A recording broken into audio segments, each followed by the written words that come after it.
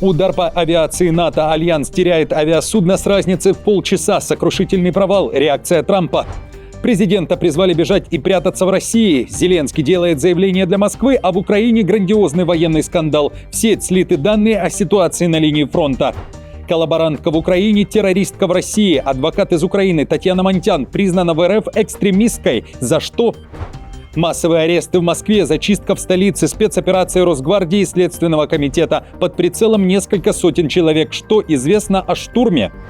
Месть за домашний абьюз. Мужчинам придумано наказание. Узнать, что чувствует женщина, живущая с тираном. Каким образом? Об этом и не только. Досмотрите. Всем привет, это «Время Прядко», коротко, четко и по делу о том, о чем говорят в мире. Как всегда, жду ваших комментариев и ответов на мои вопросы. Пожалуйста, поддержите прямо сейчас лайком, поделитесь видео на своих страницах в соцсетях. Время начать. Орбан срочно летит к Трампу, чтобы решить, как он говорит, проблему нефтяных антироссийских санкций. В интервью «Ла Република» премьер Венгрии заявил, что его страна сильно зависит от нефти и газа России. Без них, уверен Орбан, цены на энергоносители в Венгрии взлетят до небес и возникнут перебои с поставками. Правительство страны старается убедить администрацию США, что из-за отсутствия выхода к морю у страны нет иного выбора, кроме как продолжать зависеть от российской нефти, пишет Bloomberg. Несмотря на существование альтернативного нефтепровода, соединяющего Венгрию с Адриатическим морем через Хорватию. Тем не менее, Трамп, который поддерживает тесные отношения с Орбаном, в последние недели начал признавать аргументы венгерского премьера, говорится в публикации. Орбан постоянно преуменьшает значение альтернативного нефтепровода, проходящего через Хорватию, ссылаясь на более высокие издержки и проблемы с пропускной способностью.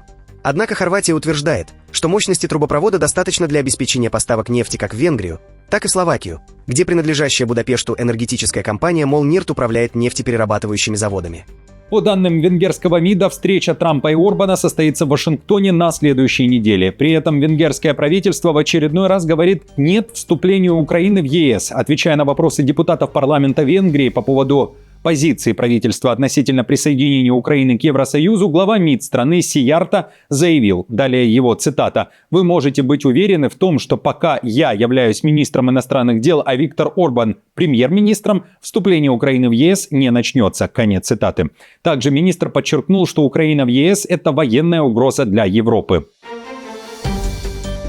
Литва готова открыть огонь и будет сбивать все неопознанные аэростаты, которые вторгаются в воздушное пространство страны. Такое решение на фоне залетов контрабандных шаров, как утверждается из Беларуси, приняло литовское правительство. Премьер-министр Инга Ругенене также сообщила, что Литва, как член НАТО, может поднять вопрос об активации статьи 4 Альянса, согласно которой государства НАТО обязаны провести консультации в случае угрозы территориальной целостности, политической независимости или безопасности любой из стран блока. Таким образом, мы теперь готовы к решению о закрытии границы с Беларусью на неопределенный срок, но только с некоторыми исключениями. Это означает, что дипломаты и дипломатическая почта смогут свободно передвигаться, а наши граждане и граждане ЕС смогут въезжать в нашу страну из Беларуси, но все остальное передвижение будет закрыто.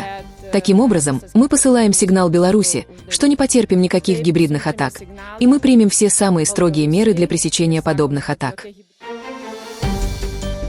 Коллаборантка в Украине, террористка в России. Адвокат из Украины Татьяна Монтян, которая еще до начала Большой войны переехала в Россию, а позже открыто поддерживала решение Кремля, теперь объявлена экстремистом в РФ. Против нее возбуждено уголовное дело. В Росфинмониторинге не уточнили причин внесения Монтян в табу-список, однако, по словам Мизулиной, главы Лиги безопасного интернета в РФ, ей поступили жалобы на адвокатессу за дискредитацию российской армии в своих публикациях. Мизулина тоже написала жалобу и отправила ее в МВД.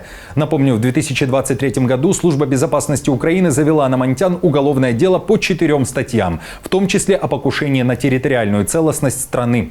После переезда в РФ Монтян была частым гостем российских ток-шоу, критиковала украинские власти, а после волну критики направила и против российских медийщиков и Кремля.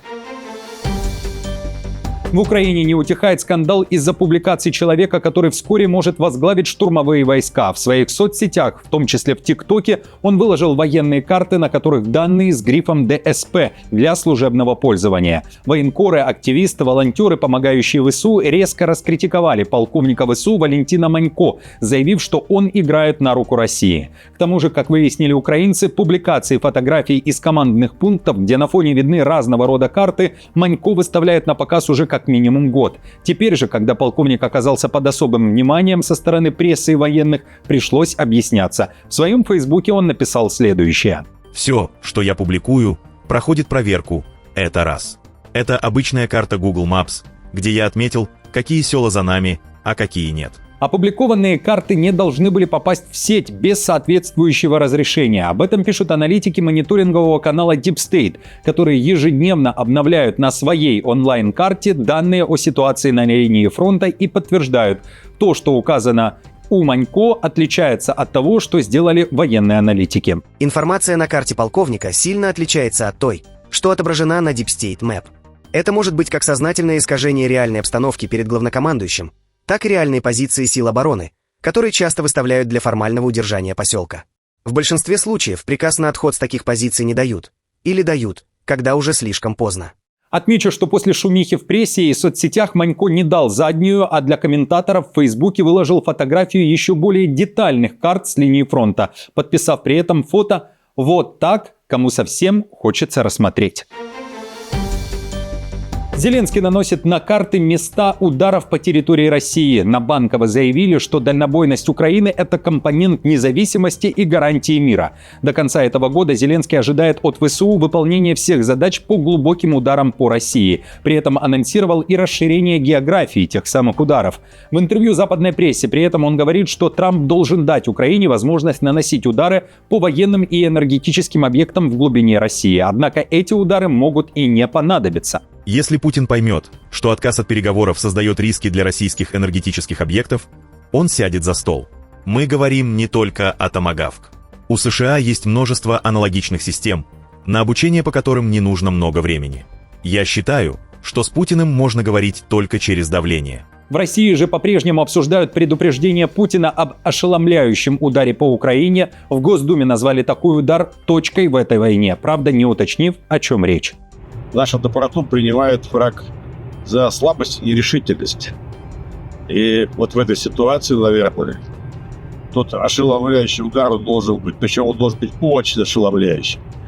И чем быстрее он произойдет, тем, наверное, мы больше сохраним и жизни наших бойцов, и поставим точку для начала специальной военной операции. Американские спецслужбы тем временем после заявления Трампа о том, что война России против Украины должна была продлиться неделю, а уже срок подходит к 4 годам, считают, что Москве не удастся победить на поле боя. Ла Стампа пишет о прогнозах разведсообщества США. Там назвали, далее цитата, 4 причины, которые отдаляют Россию от победы на поле боя. Есть 4 причины, которые отдаляют Россию от победы на поле боя. Массовое использование резервистов, сложная экономическая ситуация, едва заметное продвижение России в Украине и технологически военные возможности Украины. Кроме того, Трамп накануне, как вы помните, раскритиковал испытания крылатой ракеты «Буревестник», заявив, что Путин должен положить конец войне, а не заниматься испытаниями. У Путина же накануне дали ответ, когда собираются говорить с Трампом о мире. Оказывается, сдвигов после отмены, переноса или же срыва саммита в Будапеште еще нет. Ориентиров нет, но вообще никаких. Но принципиальная готовность провести встречу, если она будет заранее проработана экспертами, то это сохраняется. Ну, это получается, до Нового года точно уже ничего. Я не знаю. Вы помните, насколько быстро мы с Анкоридж договорились провести? Кстати, как союзники Украины, так и союзники России неоднократно говорили, что эта война не завершится на поле боя, а завершится за столом переговоров. Согласны ли вы с этим утверждением? И если вы вдруг сторонник продолжения войны, то что для вас военная победа? Оставьте свой комментарий по этому поводу под этим видео. И, друзья, еще раз всем говорю спасибо за вашу поддержку. Вас очень и очень много. Спасибо за каждый ваш палец вверх. Это я о лайках. Спасибо и тем, кто подписывается. Присоединяйтесь и те, кто по-прежнему этого не сделал. А я продолжаю. Президента призвали бежать, покинуть страну и спрятаться в России или Китае американцы предлагают Николасу Мадуро. США по-прежнему держат его на мушке. Американский сенатор дал понять, у Мадуро еще есть временное окно для спасения своей жизни. Об этом заявил республиканец Рик Скотт в эфире телеканала CBS News. По словам политика, дни венесуэльского лидера сочтены, и в стране вскоре могут произойти экстраординарные события. Рик Скотт подчеркнул, что не ожидает американского вторжения в Венесуэлу, однако назвал Мадуро диктатором и главарем наркокартеля, который украл выборы у собственного народа. Сенатор добавил, что США намерены позаботиться о свободе и демократии в западном полушарии, намекнув, что перемены могут коснуться и Кубы. Если бы я был Мадуро, я бы сейчас отправился в Россию или Китай, потому что его дни сочтены. Что-то произойдет. Будь то внутренние или внешние силы, я думаю, что-то произойдет. Огневая мощь у побережья – это целая армада. Это множество американских сил. Собираемся ли мы вторгнуться в Венесуэлу? Я так не думаю. Если это произойдет, я буду удивлен. Удар по авиации НАТО. В течение суток потеряны 2 авиасудна военно-морских сил США. Вашингтон реагирует непониманием. Двойная катастрофа и настоящий шок для американского флота произошли в Южно-Китайском море. Истребитель F-18 и вертолет Sea Hawk, выполнявшие полеты с авианосца «Нимец», рухнули с разницей всего в 30 минут. Об этом сообщил Тихоокеанский флот США. Самолет из состава эскадрильи ударных истребителей 22 также упал в акватории Южно-Китайского моря во время проведения плановых операций с авианосца «Нимец». Оба члена экипажа успешно катапультировались и были благополучно подняты поисково-спасательными подразделениями, входящими в состав 11-й ударной авианосной группы. Все произошло тогда, когда Трамп отправился с визитом в Азию. Он отреагировал на инциденты так. Президент Дональд Трамп назвал последовательные аварии очень необычными и предположил, что причиной могла быть проблема с топливом, отвечая на вопросы журналистов на борту Air Force One в понедельник во время перелета из Малайзии в Японию. Американская пресса пишет, что все произошло, когда авианосец «Нимец» возвращался на базу Китсап после миссии на Ближнем Востоке. Этот рейс должен был стать последним перед списанием корабля. Отмечу, это уже 4-й F-18, потерянный американским флотом в этом году. Детальные причины авиакатастрофы 2 суден пока не называются. На границе Казахстана и России обнаружили почти тонну запрещенного шоколада. Грузовик, полный плиток шоколада, не впустили в РФ, поскольку оказалось, что сладости украинского производства. Как сообщает таможенная служба России, такая продукция находится под санкциями. Возить ее на территорию страны запрещено. Всего в фуре было 372 картонных коробки с шоколадом. Машину с товаром, как утверждает российская таможня, отправила назад к отправителю. Нарушителю грозит штраф, однако непонятно, каким образом он будет взиматься.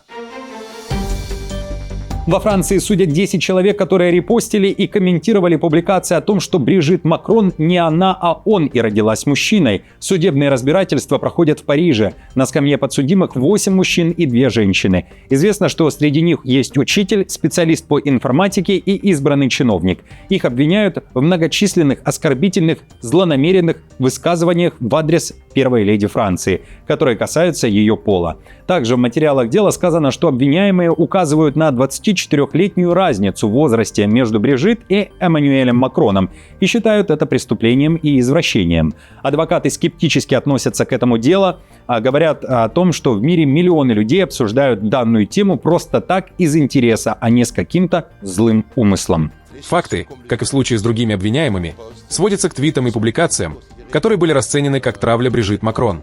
Поэтому теперь им грозит уголовное наказание, которое может повлечь до 2 лет лишения свободы. Напомню, на днях в СМИ всплыла информация, что на сайте налоговой службы Франции данные Брижит Макрон почему-то значились под мужским именем Жан-Мишель. Так зовут ее брата. Супруга французского президента была, мягко говоря, удивлена, когда зашла в свой профиль налогоплательщика. Елисейский дворец разбирается, кто взломал сайт налоговой. Личность подозреваемых вроде бы как уже установлена. Массовые аресты в Москве, зачистка в столице, спецоперация Росгвардии и Следственного комитета. Под прицелом несколько сотен человек. Силовики штурмом зашли в один из московских хостелов, где, по данным следствия, нарушались правила пребывания иностранных граждан. Масштабный рейд по мигрантам прошел на фоне разговоров российских властей о том, что мигранты нужны России лишь на время выполнения работы. К тому же все они должны придерживаться жестких миграционных требований. В итоге задержано свыше 370 мигрантов. В Хорватии осужденным домашним тиранам предложат побывать в теле женщины-жертвы и почувствовать, что она чувствует. В стране запускается специальная программа с использованием виртуальной реальности для перевоспитания абьюзеров. Чтобы понять, что чувствует женщина или ребенок, на глазах которого происходит жуткий скандал, осужденному нужно всего лишь надеть VR-очки. В Министерстве юстиции и Управления цифровой трансформации Хорватии говорят, что разработано несколько различных сценариев симуляций. Одно из занятий посвящено использованию VR, и в нем предусмотрены два разработанных сценария. Первый сценарий заключается в том, что правонарушитель оказывается в роли женщины-жертвы. В дом заходит мужчина, который крупнее вас, начинает бросать вещи и кричать, то есть создается конфликтная ситуация. Знаю, что среди моих зрителей много женщин, интересно ваше мнение о такой условной терапии. Напишите, пожалуйста, по этому поводу комментарий под видео. Друзья, на этом все. Спасибо вам большое за просмотр. Не забудьте поддержать мою работу лайком, подпиской и комментарием. До встречи уже завтра.